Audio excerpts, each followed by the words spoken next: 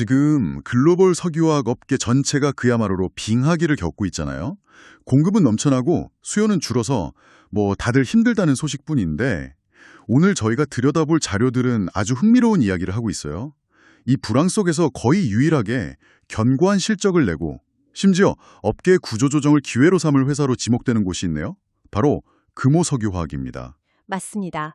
보통 그냥 타이어 만드는 회사 정도로만 알고 계신 분들이 많을 텐데 보내주신 자료들을 깊이 파고들어 보면 이 회사의 진짜 모습이 드러나죠. 사실은 우리가 병원에서 쓰는 그 의료용 장갑의 핵심 원료 그리고 또 다른 특수화학 소재 분야에서 아무도 넘볼 수 없는 세계 1등을 차지하고 있는 아주 내실 있는 강소기업입니다. 오늘은 이 회사가 어떻게 이런 독보적인 위치에 올랐는지 그 비결을 한번 집중적으로 파헤쳐 보겠습니다. 좋습니다. 그럼 먼저 금호석유화학의 사업 포트폴리오부터 좀 뜯어보죠. 자료를 보니까 역시나 돈은 합성 고무에서 제일 많이 벌더라고요. 전체 매출의 거의 60%에 육박하고 그 다음이 합성 수지가 한 26% 정도. 네, 역시 핵심은 고무 사업이군요. 네, 그 합성 고무 중에서도 이 회사의 심장이라고 할 수 있는 제품이 바로 엔비라텍스입니다. 엔비라텍스요? 니트릴 장갑이라고 하죠. 팬데믹 때 우리에게 아주 익숙해진 그 파란색, 하얀색, 엷은 의료용 장갑이요. 아, 그거요? 네네. 그 장갑을 만드는 핵심 원료인데 금호석유화학이 생산 능력 기준으로 전 세계 1위, 시장 점유율이 무려 30%에 달합니다. 30%요? 네, 그냥 세 개 중 하나는 금호석유화학 원료로 만든다고 보시면 돼요. 와, 거의 시장을 지배하는 수준이네요. 그런데 엔비라텍스가 주력인 건 알겠는데 혹시 이런 압도적인 1위 제품이 또 있나요? 아니면 사실상 좀 원툴 기업에 가깝습니까? 아주 좋은 질문입니다. 사실 숨겨진 진짜 강자가 또 있습니다. 매출 비중은 한 3%대로 작아서 눈에 잘 띄지는 않는데요. 정밀화학 부문에 산화방지제라는 제품이 있어요. 산화방지제. 네, 이름 그대로 고무나 플라스틱이 열이나 산소 때문에 삭고 변질되는 걸 막아주는 필수 첨가제인데 이 분야 역시 세계 시장 점유율 1위를 굳건히 지키고 있습니다. 아니, 1등 제품이 하나가 아니었군요. 그렇죠. 이 산화방지제 사업은 기술 장벽이 굉장히 높아서 신규 경쟁자가 거의 들어오지 못하는 시장이에요. 진입 장벽이 높은. 네, 그래서 아주 조용하지만 꾸준하게 높은 수익을 내주는 그야말로 효자 사업인 셈이죠. 이 두 개의 세계 1위 제품이 금호석유화학의 안정적인 실적을 떠받치는 두 개의 거대한 기둥이라고 보시면 됩니다. 알겠습니다. 그런데 이렇게 특정 분야에서 압도적인 1위를 하는 비결이 뭘까요? 특히 자료에서 가장 흥미로웠던 부분이 LG화학이나 롯데케미칼 같은 다른 국내 화학 대기업들이랑 사업 구조 자체가 근본적으로 다르다는 점이었어요. 노 NCC라는 키워드가 계속 나오더라고요. 바로 그 지점이 오늘 이야기의 핵심입니다. NCC, 즉 나프타 분해 설비라는 건데요. 이게 원유를 정제해서 얻은 나프타라는 원료를 뜨거운 증기로 끓여서 에틸렌, 부타디엔 같은 기초 화학 제품을 만드는 거대한 공장이에요. 일종의 화학산업의 정미소 같은 곳이군요. 네, 그런 셈이죠. 잠깐만요. 보통 대기업들은 원료부터 완제품까지 다 만드는 수직 계열화를 경쟁력의 원천으로 꼽잖아요. 그렇죠. 그런데 금호석유화 등 그 핵심 설비인 NCC가 없다는 건 남불다 가진 무기를 스스로 포기한 셈 아닌가요? 이게 어떻게 강점이 될 수 있죠? 바로 그 역설의 비밀이 있습니다. 지금처럼 석유화학 경기가 최악일 때를 한번 생각해 보시죠. 경쟁사들은 수조 원을 들여 지은 그 NCC 공장을 울며 겨자 먹기로 돌려야 합니다.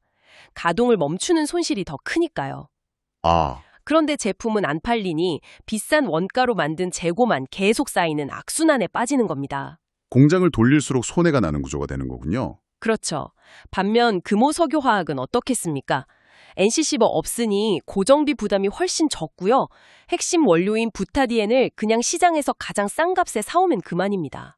그냥 사서 쓴다. 네, 남들이 비싼 원가 때문에 고통받을 때 금호석유화학은 오히려 원가 경쟁력이 극대화되는 기현상이 벌어지는 거죠. 마치 거대한 자체밭을 거진 농부가 흉년으로 고생할 때 그냥 시장에서 가장 싼 배추를 사와서 김치를 담그는 식당과 같은 이치입니다. 와, 이건 정말 발상의 전환이네요. 그래서 최근에 다른 화학사들이 NCC 설비를 줄이거나 매각하는 그런 구조조정 움직임이 금호석유화학에게는 오히려 호재라는 분석이 나오는 거군요. 정확합니다. 경쟁사들이 NCC 가동을 줄이면 시장에 풀리는 부타디엔 물량도 자연스럽게 줄어들겠죠. 그렇죠. 그럼 부타디엔 가격은 오를 가능성이 높습니다. 그런데 금호석유화학은 합성고무 시장의 절대 강자잖아요. 네. 원료, 즉 부타디엔 가격이 오르면 그 인상분을 제품 가격에 그대로 반영해서 팔 수 있는 힘, 가격 전가력이 있는 겁니다. 아, 가격을 올릴 수가 있군요. 네, 원가 부담은 줄이고 제품 가격은 올릴 수 있는 선순환 구조가 만들어지는 겁니다. 알겠습니다.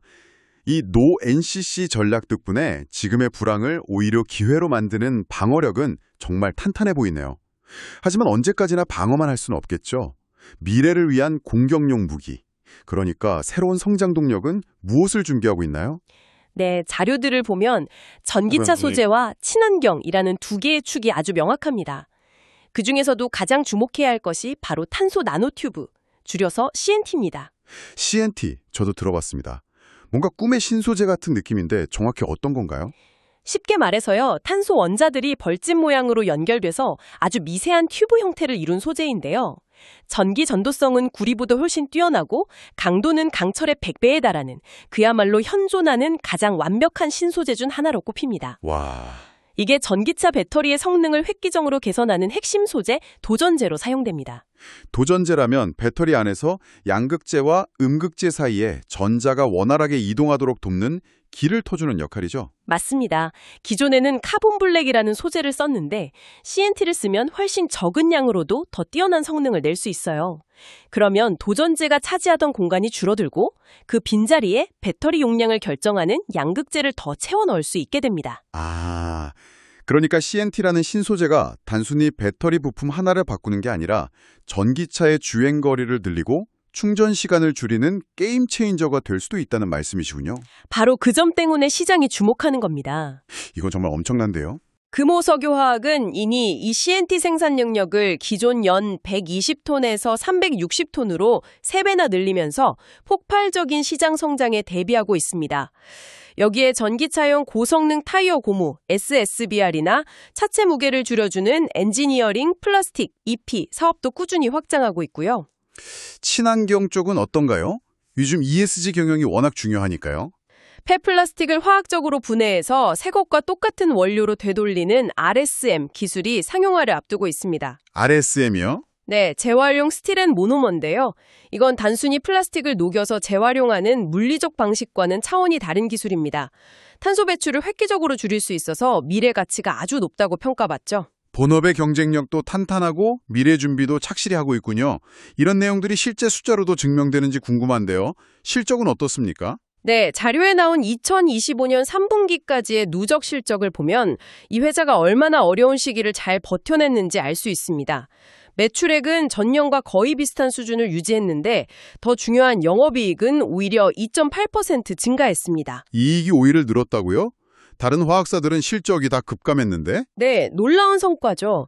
합성수지 쪽은 중국발 공급 과잉 때문에 부진했지만 주력 사업인 합성고무 부문이 견조한 수익성으로 전체 실적을 방어해준 덕분입니다. 그리고 더 인상적인 건 재무 상태인데요. 부채 비율이 35% 수준으로 아주 낮고요.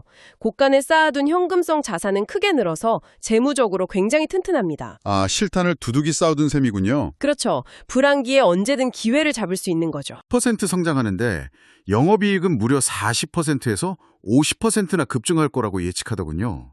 이건 거의 어닝 서프라이즈 수준인데요.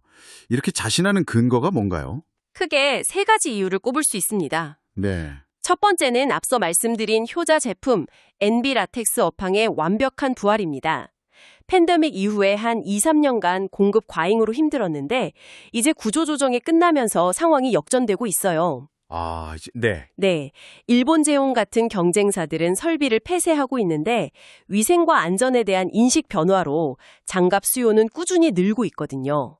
이제는 물건이 없어서 못 파는 공급자 우위 시장으로 바뀌고 있는 겁니다. 수요와 공급의 균형이 금호석유화학에게 유리하게 재편되고 있다는 신호군요. 맞습니다.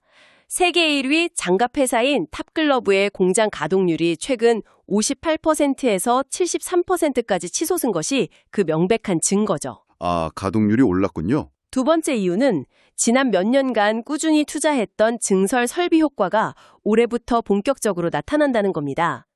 MB 라텍스와 또 다른 주력 고무 제품인 EPDM의 늘어난 생산량이 그대로 매출과 이익 점프로 이어지는 거죠. 마지막 세 번째 이유는 뭔가요? 바로 오늘 계속 강조했던 노 NCC 구조의 힘이 극대화되는 시기가 온다는 겁니다. 유가는 안정되고 경쟁사들의 구조조정으로 원료인 부타디엔 가격은 합리적인 수준을 유지할 가능성이 높거든요. 최적의 원가 구조에서 늘어난 물량을 제값 받고 팔 수 있게 되니 이익이 폭발적으로 늘어날 수밖에 없는 환경이 조성되는 거죠. 실적 개선에 대한 자신감이 상당한데 주주들에게 이익을 돌려주는 정책도 아주 적극적이더라고요. 네, 2025년에만 500억 원어치 자사주를 사들여서 전량 소각했고요. 소각까지? 네, 현금 배당도 570억 원 넘게 실시했습니다. 단순히 주식을 사들이는데 그치지 않고 아예 없애버리는 소각은 시장에 유통되는 주식수를 직접 줄여서 주주들이 가진 주식의 가치를 높이는 가장 확실하고 강력한 주주 환원 방식입니다. 그렇죠. 전환사채 12처럼 나중에 주식으로 바뀔 수 있는 잠재적 매도 물량, 즉 오버행 리스크도 전혀 없어서 주가에 부담을 줄 요인도 없는 상태입니다. 좋습니다. 지금까지 들어보면 거의 장밋빛 전망 일색인데요. 세상에 완벽한 건 없지 않습니까? 이 회사를 볼 때 반드시 주의 깊게 살펴봐야 할 리스크 요인, 일종의 아킬레스건은 없을까요? 당연히 있습니다.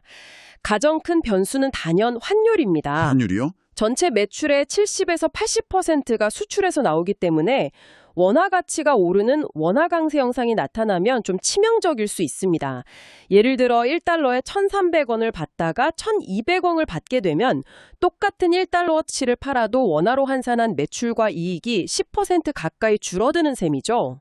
매출의 70~80%가 수출이라면 환율이 정말 민감한 변수겠네요. 네, 가장 큰 변수입니다. 자료에 따르면 분석가들은 보통 원달러 환율이 1,200원대 초반 아래로 떨어질 경우 이익 훼손이 생각보다 클 수 있다고 경고합니다. 그렇군요. 두 번째는 역시 중국 변수입니다. 중국 경기가 예상보다 더디게 회복되면 당연히 제품 수요가 줄어들 수 있고요. 반대로 중국 기업들이 기술력 없이 저가 물량 공세로만 나오면 제품 가격을 올리는데 부담이 될 수 있습니다. 마지막으로 또 고려해야 할 점이 있다면요? 트윈사우터 관련된 리스크입니다. 전기차 시장이 최근 일시적인 수요 둔화, 이른바 캐즘 현상을 겪고 있잖아요. 네, 그렇죠. 이 기간이 예상보다 길어질 경우 야심차게 준비하고 있는 CNT 같은 신사업의 성장 속도가 기대에 못 미칠 가능성도 염두에 둬야 합니다. 확실한 본업의 턴어라운드, 미래 성장 동력, 그리고 누구도 따라올 수 없는 시장 지위까지. 오늘은 금호석유화학이라는 기업의 현재와 미래를 정말 입체적으로 분석해봤네요. 네, 많은 석유화학 기업들이 위기를 극복하기 위해 배터리 소재다, 바이오다 하면서 사업 영역을 넓히는 다각화에 집중할 때 금호석유화학은 오히려 하트성 고무라는 자신들의 가장 잘하는 핵심 역량을 더 깊이 파고드는 전략을 택했습니다.